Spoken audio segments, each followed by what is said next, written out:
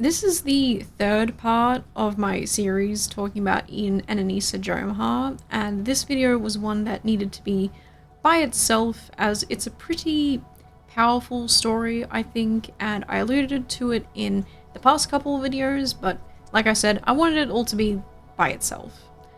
And it's about child marriage in America, and namely Kate Yang Briggs, who was a victim of child marriage, and how she had at one point reached out to the Jomhas after Creator Clash 2 to ask them to help promote lobbying for a bill to change the law and make sure children cannot be married off. But first, I do need to talk about Kate's background, her story, because I think that going above like the Jomhas, at all, I think it's important to just talk about and bring more awareness to it, because I think that I think she just deserves more awareness for her story and more support. Hopefully there's nothing wrong with that. So Ian and Anisa, child marriage, yay or nay? You tell us.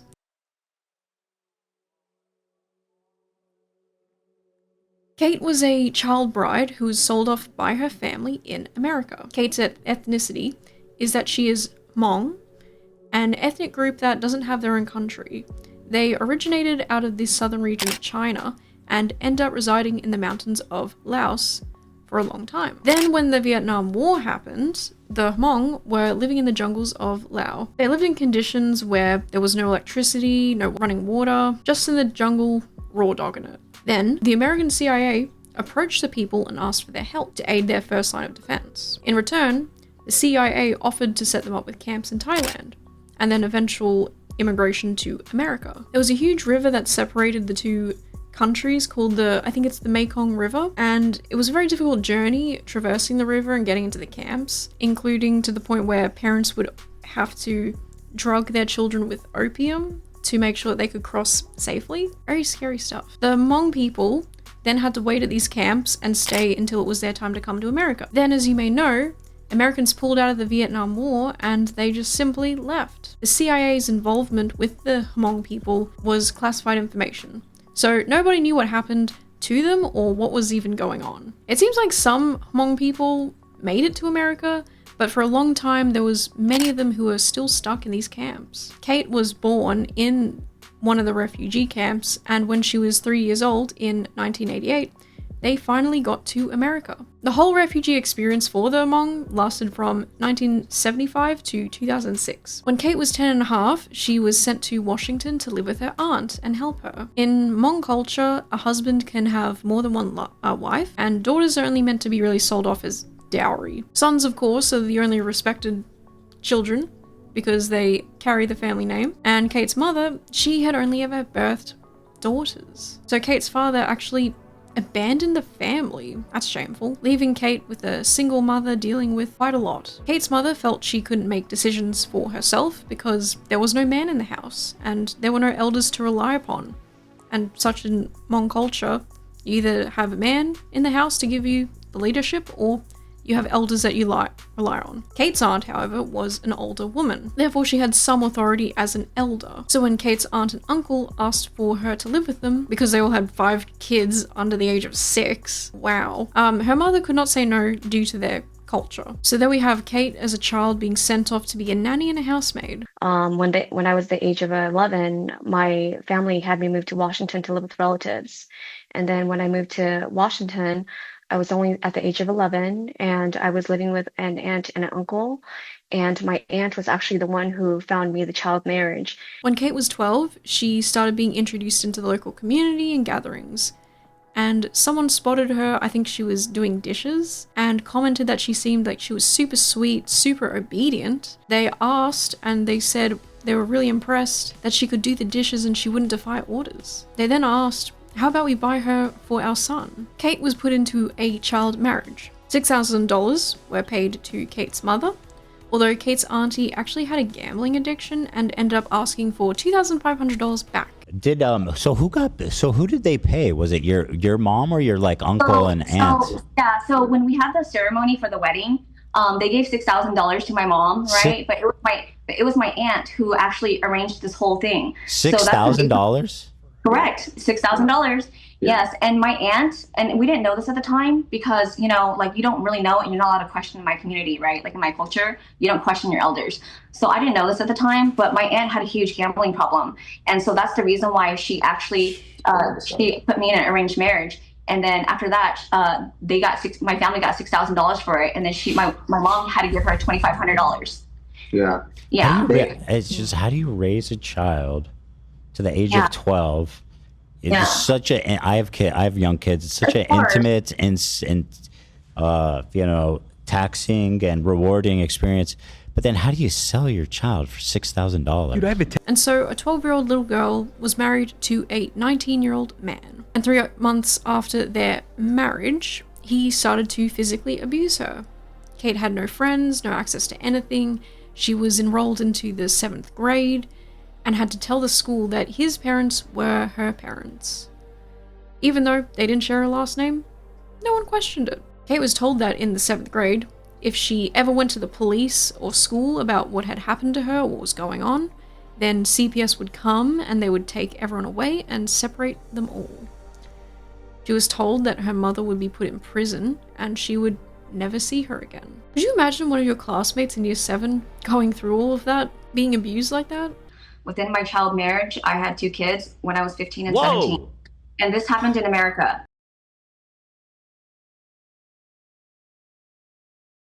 At 16 years of age, Kate got her first paycheck working a job as a Sears photographer. She got quite a bit of money and her first thought was wondering if she was now able to buy her freedom. Then at 22 years of age, Kate was accepted into the University of Washington, and at her first class, she realized she had been brainwashed her whole life. She was told she couldn't have friends outside of their community, she couldn't have friends outside of her husband's sisters, and couldn't go anywhere. She was told repeatedly that Americans would reject her, and that they would hate her for being a single mom. That part is probably true. A lot of society doesn't actually respect single mothers. Kate was essentially afraid of living the life she saw her mother have, and was groomed from a young age to be isolated from people. Going to university was also a waking point for her, where she realized that she was actually kind of smart and she maybe could rely on herself a bit more, gaining some confidence in her own capabilities. At one point, her abuser put a gun to her head and told her that if she left him, he would shoot the children and himself,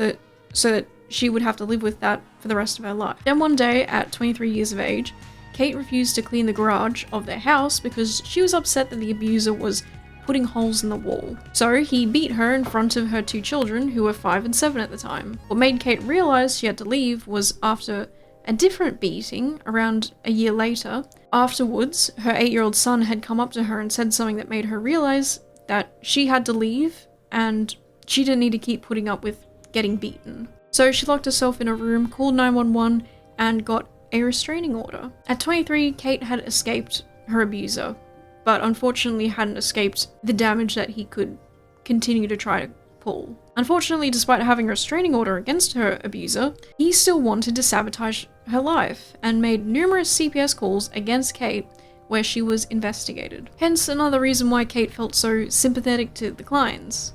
And even once I made the commitment to fully escape and leave him, I never went back. I got a restraining order, and even though I had a restraining order, he wanted to sabotage my life. So he would make continuous CPS calls against me, and I would have to be investigated. So that's completely why I sympathize with you and Gila, because why the hell are people making CPS calls to good parents when we're trying our best to take care of our kids? It's not easy. CPS is not easy. They make it very difficult, even if you have a restraining order against your abuser. Crazy. This child marriage happened in Washington state, and at the time, there was no law to prevent the parents from marrying off their children. As long as the parent consents to it, it's all good. The positive news is that Kate and Michael went to lobby for a bill to change the law, and when they were doing that, as I said before, they had reached out to Ian and wanted Ian to give Anisa the message, to which that didn't really quite happen. Kate had asked them if they could help share the information so more people could support the bill, and it was obviously something really important to her, and it still is important. It's vital to all of us, actually, to stop this from happening to more children. But what did the Jomhas do? They ignored her. Apparently, Ian was still feeling pretty upset about the aftermath of Creator Clash 2, and I think in the few months before Kate had asked about the child marriage stuff, there was a circumstance where Michael and Kate, or I guess Michael asked iDubbbz, Ian, if he could be a guarantor on a loan for a gym that they had the capital for. And Ian said to him that he would never in any world do that. Which is like, you could have just said no. You could have just said, hey, sorry, can't do it, bye. But instead he insisted on being pretty brutal about it. And so after that happened, and I think quite a few months later, Kate had this bill that she wanted to lobby for, and she was like, hey Ian, this is what I'm doing. I could really use the support of your platform. You know, you have a lot of people following you. Could you also tell Anisa about it? And he kind of just left her on red and then didn't say anything. So he kind of says that Anisa never knew about it, and that he had just didn't really process it or didn't talk about it with Anisa, which, by the way, I don't believe. I don't really believe that, but that's just my opinion. He said that right after I hit him up about the being a guarantor, not a loan, but being a guarantor, was when Kate asked him. But I had asked him sometime between July and September of after Creator Clash. So keep in mind, this is Creator Clash ended in April, I believe. Yeah. And then so it's like May, June, July, August. So sometime between July or September was when I asked him about being a guarantor. When she reached out to him about child marriage was January. And he said he was extremely offended that I would ask him to be a guarantor. Keep in mind, that's not putting up any money. Yeah, I don't even understand that. He could have just politely said, I can't do it right now. Yes. He could have, but also... He goes, I was super nice. All I said was... And then he actually says it. He goes, in no world can I give you money. I was like, that's not nice. That's insane. What the fuck? He is insane. And I'm so glad that he put out that video saying that he admitted to texting that to us. Because when I saw the text message, I was just so shocked. Like, how could this be Ian? We've been there with him throughout the past 3-4 years. Like, I don't understand. You know what I mean? And so for him to come out and say those were his words and he, signs off on it, I'm just like, wow, he's a horrible person. Yeah, and then he also, the way he talked about the political activism you're doing about child brides, the way he's like, I saw it and I just was mad, so I closed it and never sent it to Anisa. Yeah, why were you be mad for 4 months after? Yeah. He's saying he was mad because I asked him to be a guarantor, not a loan, a guarantor. He's like, I lost my ass on all this stuff. And first of all, if you constantly talk about how much of a millionaire you are, and then you're mad, I don't think they are, by the way. I think they lost. I think they lost the vast. Yeah, I mean, like, amount of their fortune. For Ian to say that, like, oh, he didn't show Anisa, that's a lie. We know that Ian and Anisa are one, and exactly. They basically He's share covering one for her. Yeah, he's covering for her. You know, she's a feminist. Yeah, I know. I can't believe in that screenshot that the DM that she shared, right, to try to expose, Olivia. Like she said in there that, oh, I care about women and, children or girls. I'm just like, you're fake. Yeah. You're so fake. Yeah. And being so mad about me asking not for a loan, but a guarantor for somebody that's supposed to be a millionaire, just multi-millionaire. Well, just say no. Something. But also, something you nice. can't tell me you're extremely mad about it, and then 4 months later, the latest I asked him was September. My wife asked him in January the following year, 2024, about supporting a bill, and he's still so mad that he can't even show the message to Anisa and just closes it. It's like, bro, how much did you hate us? And why did you hate us so much? Because you remind him of his dad. Yeah. How sad, right? It's odd, right? And I'm not going to make fun of dad trauma. Like, my dad was deported when I was 13 years old. Fortunately, the Briggs lobbied to pass House Bill number 1455, and Kate told politicians of her story over and over again, re-traumatizing herself. But she made them aware of the real people who were being abused because of this oversight. The bill was successfully passed in 2024 at the end of March, so now it is illegal to marry off your kids in Washington state. To my knowledge, unfortunately, the same cannot be said for a state like California. The Briggs also worked on helping a bill get passed in California, but it was apparently trashed. It seemed that it would go far, but apparently if a sponsor is against the bill, it gets taken down, according to Kate. According to Kate, Planned Parenthood in California is hugely against passing the bill. Fortunately, in Washington state, Planned Parenthood was for it. It just wasn't like that in California. Now, I'm not sure what California PP was cooking here, but apparently they were concerned that by making child marriage 18 years old, so you can only get married when you're 18, it might lead to contraceptives being made 18 plus only. Now, I don't know the specifics of the situation, but from what the Briggs said in their interview, is that the state Supreme Court of like California or something had actually said contraceptives cannot be affected by that bill. Yet Planned Parenthood was still worried it would be a slippery slope to contraceptives. Whether they were valid in that or not, I don't really know. I guess given the current climate of America, anything goes, and I can see the anxiety behind that, but it does make me sad to think about all the children who could be still being victimized as I speak. So going back to that marriage thing is that, of course, if a little girl is getting married off to some older man, she is getting abused. This child marriage stuff is essentially a loophole to statutory rape and pedophilia. And I'm sure a lot of people didn't know that this was going on, and if perhaps the Jomhas, who love to parade themselves around as liberals, progressives, good fighting people, fighting for women, Kate Briggs undoubtedly needed their platform in this time to help bring awareness to this situation. It's even more demotivating seeing this dumbass Ian making videos on his main channel, complaining about cars, roads, doing a life events tier list, and oddball, low-key, exploitative documentaries. A life events tier list, man, that's just rich. Where do we rate getting married at 12 years old, Ian? I personally think it would have been really nice to make some sort of video talking about Kate and her story and bringing awareness to child marriage. I think it's a non-partisan issue. I mean, is that what they call it, non-partisan? I think everyone in their right mind doesn't want children being married off. And before you say like, oh, did Ian and Anisa know? They knew about her story. According to Kate, they knew. They knew all about it.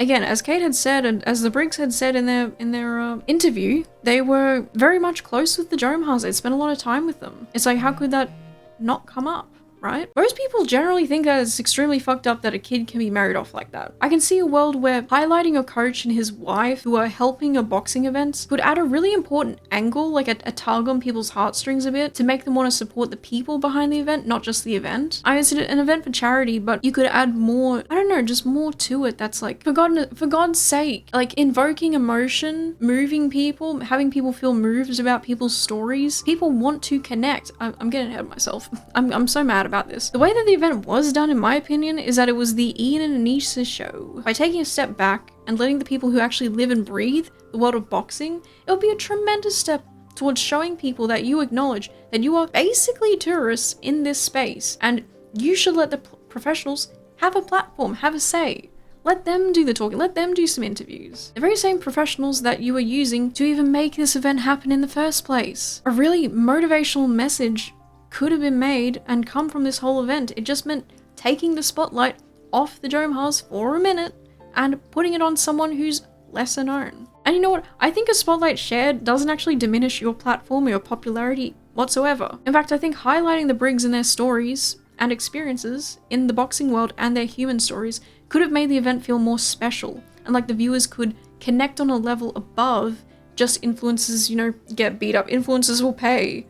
What does that even mean? Humans want to connect, humans want to do charitable things and support others who need it. Like, imagine if they did a video leading up way before the event started, interviewing the coaches, interviewing the people boxing, asking them, what does this mean for you? Why is anyone even doing any of this? All right, what does this mean? Who are you? People want to get to know who they're seeing on the screen. Who are they paying to watch the fight and go, oh, I recognize that person. Yo, that's the fucking dude who has the wife who was a child bride. Dude, that guy's awesome, Or that family's awesome. I want to support them. I want to watch it and support the people. Give people a reason to care. You can't just say like, oh yeah, so it's like a charity. So can you care please? You need to motivate people to care. I'm sorry, even if it's charity. Sometimes even you just calling it charity doesn't make people just care. It's still very interesting to me that you would be like, yeah, we're doing this event for charity, but then totally ignore the important story of Kate Young Briggs, who represents so many other girls who are survivors of this heinously fucked up thing that's happening in America right now. Still, BT dubs. It could have been an angle of, hey, if you want to support a good cause, but donating to charity is it's a bit much for you right now, that's fine. You can support Kate's cause on ending child marriage by spreading the word. Is it that hard to do? It makes me think like the Jomhas is just so uncreative. They have no it boggles my mind that someone can have this much money, being able to organize an event at this scale, but when it comes to like creatively actually figuring anything out, it's like you didn't even ask anyone. It just boggles my mind for some reason. I don't know why. Ian and Anisa are staunch America haters, yet when it comes to the obvious flaw in America's systems, the couple were nowhere to be seen advocating. I hope this video can reach some people because Kate's story is really important to me, and the goal is to help end child marriage by 2030. But Kate and all of the other child marriage survivors out there, they need our help. They need your help. She needs public backing to support these bills getting passed. We need public outcry, pressure, to get these politicians to see the change that must happen, to listen. Contacting your local governments. They need to know that we demand change. I know I don't have much of a platform, nowhere near to the extent the Jomhas have, but I would appreciate it if you guys could, for a moment, go follow Kate Yang Briggs at the 12-Year-Old Bride on Instagram. She also has a non-profit called Heal Out Loud, also on Instagram. She posts when she is lobbying for a bill, when she needs help, what you can kind of do to help make that happen. So she has the information you need to help support her. 34 US states still allow for child marriage to continue. So I really hope that you become a part of the change and support Kate Yang Briggs in her goal to stop child marriage by 2030. And if you're in the Kentucky area at this current moment of me recording this, Kate even says that there's a Kentucky update, and Kentucky has just moved closer to banning child marriage. The Senate unanimously passed a bill to end child marriage, but it still needs to pass in the House of Representatives. So if you're in Kentucky, contact your legislators now and let them know what you want. Let them know that you don't want children being sold off to adults. Oh, there was another thing he said that was so out of pocket. How he's like, oh, she got beat up. She broke her ribs at her last job. So no wonder. I was like, what the fuck, dude? Oh, that was an Anisa thing. Yeah. Yeah, Anisa's crazy. Like that's how low and crazy she is. I'm really glad that she stooped down to that level because it really shows the world how crazy she is, what kind of person she is. Yeah. There was an incident at work where I was working for a doctor and I was working in surgery, and I was the surgical lead of that practice, meaning that I'm the right hand to the doctor. The doctor, unfortunately, didn't have the best business sense and had fired his office manager, and then hired his nanny to be his office manager. And the doctor sounds like he's having an affair with somebody. Yes, and he did go through a divorce because he had an affair. And was it with the nanny? I don't know the details, but from what I know, from my professional experience is that I went to work. The doctor hired the nanny to be the office manager. The nanny has no experience on medical billing, how to deal with insurance, how to code all the treatment plans that we're doing for surgery. So the doctor was like, Kate, I know you're really smart and you're the surgical lead, so I really need you to train her and help her in any way possible, right? But I didn't know that this person had a substance abuse problem, And so one day she came to work and she was shaking, and I knew that she was on something. And she physically attacked me, and she hit me with a wood door and broke my rib. And then when that happened, I had to resign from my job. I was so broken in that moment because I was a single mom, right? And that time Michael and I were not living together. And I was worried that I would have to resign from my job because of an unsafe unsafe environment. And I was assaulted at work. And now my employer is trying to shush me by sending me a letter of defamation. He had his attorney send me a letter saying, hey, if you don't sign this statement saying that the incident never happened, we're going to sue you within 7 days for defamation. And then I said, you want to know something? I'm no longer the 12-year-old bride that I was, okay? I'm a survivor and I know how to defend myself. I will use the law to reinforce you. So let's fucking go, okay? And that's why I got myself an attorney. I did win my lawsuit. Okay, and Anisa knows all this. I shared this with her because I thought she was my friend. I thought she was our friend. I thought she was our family friend. That's the reason why we invited them to Thanksgiving. That is the reason why we go to the extent that we go to be there for them. That is the reason why instead of charging them $150 an hour to film dynamic filming, I charged them $100. That is the reason why my husband, instead of charging them $100 per person per session, even though their sessions are separate, but at the same time, like he gives them a huge discount. And we do all this, and we were just gonna take all this information to the grave with us. The only reason why we came out is because we found out that Ian is trying to do another creator clash, and he's ripping people off again, and he's not being honest. Urge the community. He justified it. He justified it. So just by him doing that, it just makes me realize he's not a good person. No. He's really evil. So that's the reason why we came forward with the information we had, because Ian needed to know that he cannot continue this way forever. Someone's going to hold him accountable. If no one's going to hold him accountable, then Ethan Klein's going to hold him accountable, and he needs to understand that, both him and Anisa. That's right.